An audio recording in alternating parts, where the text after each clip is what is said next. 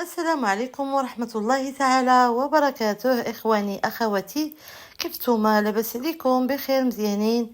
كنتمنىكم إن شاء الله تكونوا على خير وبخير وتكون الأمورات كاملة مزيانة إن شاء الله.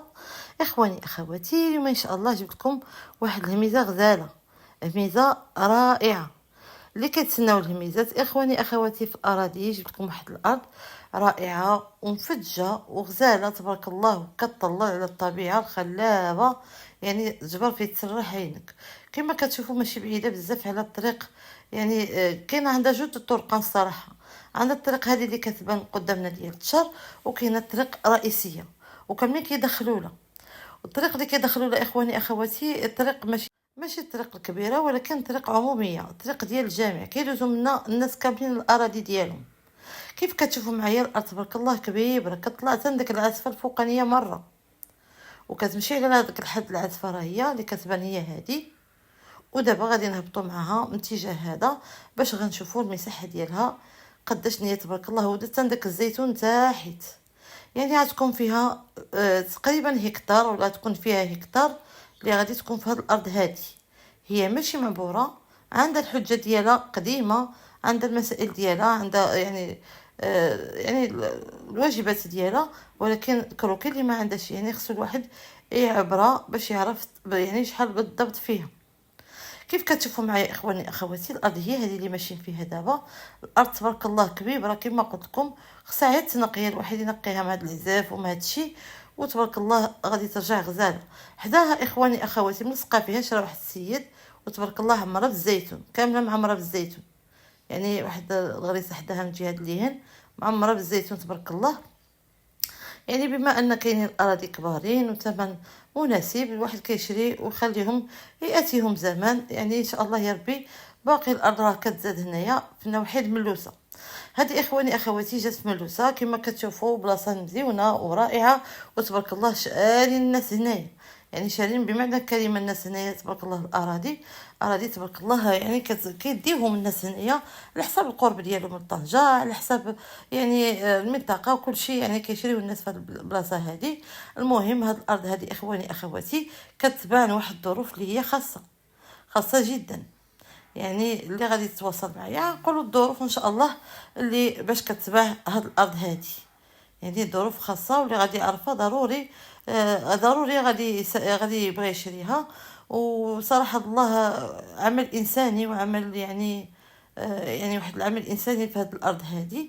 المهم نكملوا اخواني اخواتي على هذه الارض هذه، ونمشيو ان شاء الله نشوفوها ان شاء الله كامله.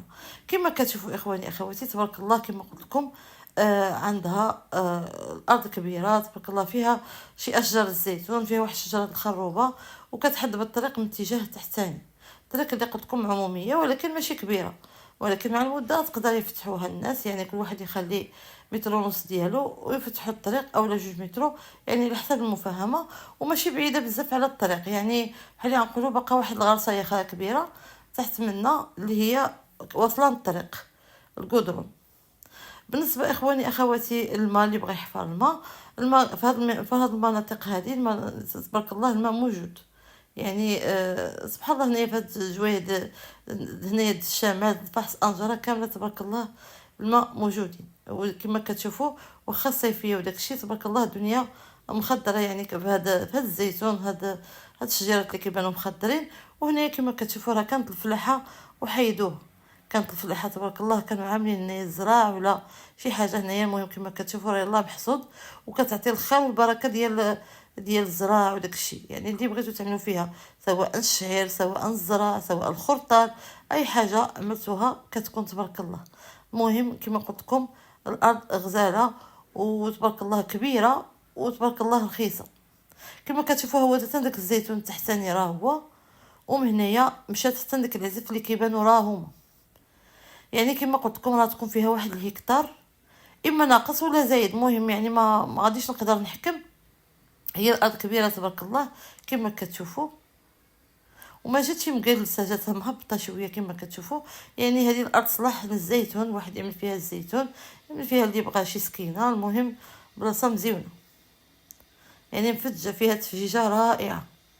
هنا واحد الخروبه كبيره تبارك الله كما كتشوفوا معايا. ودابا غادي نهبطوا حتى غنوصلوا ان شاء الله للطريق اللي كتدخل هنايا، الطريق اللي قلت لكم طريق عموميه للجميع.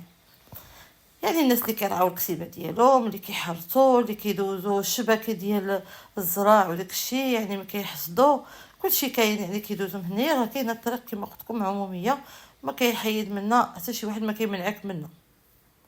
كما كتشوفوا هاد شجر الزيتون اللي كيبان لكم هنايا كاملين، راه فيها كاين الزيتون اللي هو بري، وكاين الزيتون اللي هو يعني زيتون عادي.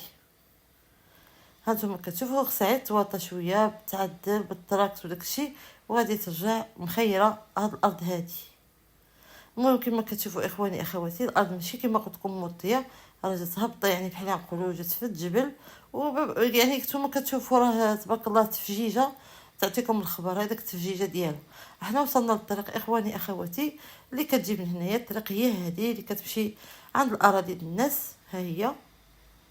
والارض كتبقى متجهه الفوقاني كامله طالعه حتى للراس، يعني تبارك الله مساحه كبيره تبارك الله. المهم اخواني اخواتي كما قلت لكم، الارض الثمن ديالها هو 25 مليون، 25 مليون، والواحد يعطي الجهد ديالو. المهم كما قلت لكم عمل انساني في هذه الارض هذه، داكشي باش كتباع، يعني ماشي كيبيعوا صافي، راه عندهم واحد ظروف اللي باش كيبيعوا هذه الارض.